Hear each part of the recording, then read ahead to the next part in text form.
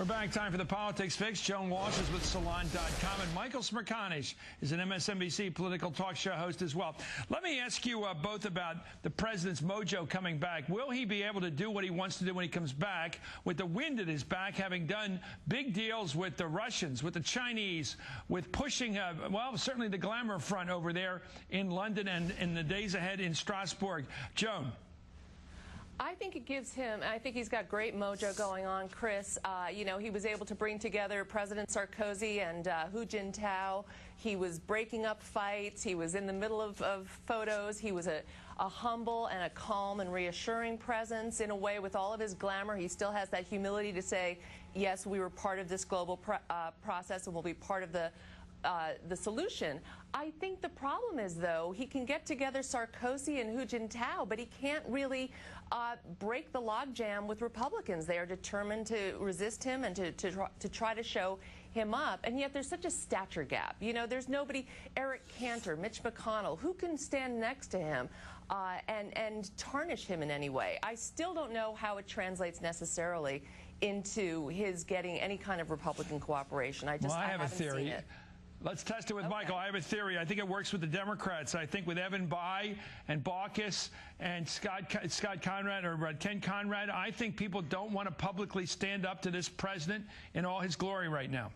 That's Democrats. A good point. Yeah, that's a good point. If you remember the words from Bush 41 era, the Big Mo. He had the Big Mo before he went to Europe, and I think he has the Big Mo even more so when he comes home. I don't know that Americans respectfully have Joan's level of attentiveness as to what's going on with the intricacies of the visit, but the reality is he looks good in this role, and I think that we all feel good in watching him on television as he's being so well received, because, you know, for a long, long time it just seemed a little bit nutty that our president was so reviled overseas, and nobody wanted that. Chris, I remember when he went and spoke in Berlin during the campaign, and Republicans tarred and feathered him for that. I had people call my radio show and say, well, the music and the beer was free. That's why he drew the crowd. And I'm thinking, this is insanity at this point. It's a good thing to have our guy cheered. That's all.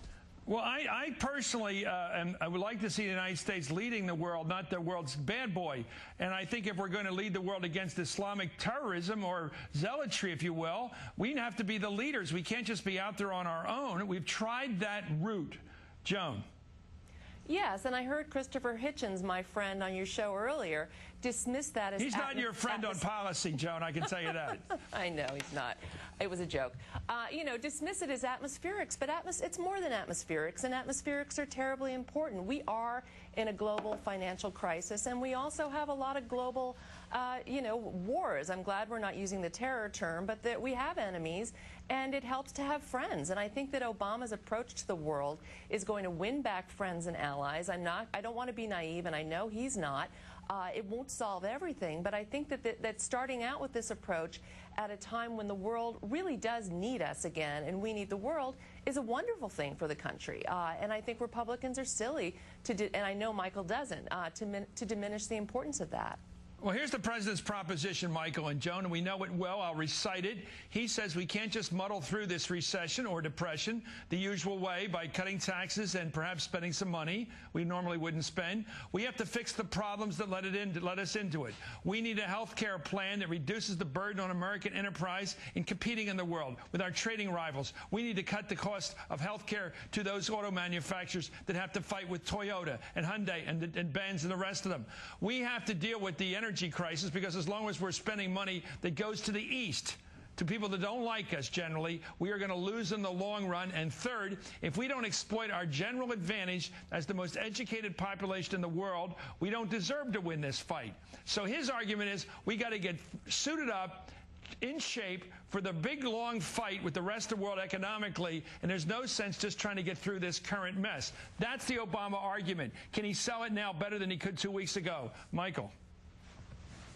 Well, I think the mechanics, as you've defined them, are all accurate, and I think that he probably was already in a good position to sell them even more so now. I happen to believe that, yes, the mechanics are broken, but there's a lot of psychological factors that are at play here, and Americans will start going out to dinner, pulling the trigger on buying a new home or maybe a new automobile lease when all of a sudden they get the green light from somebody like Jim on a program like yours. And I think maybe finally now we're on the cusp of that occurring.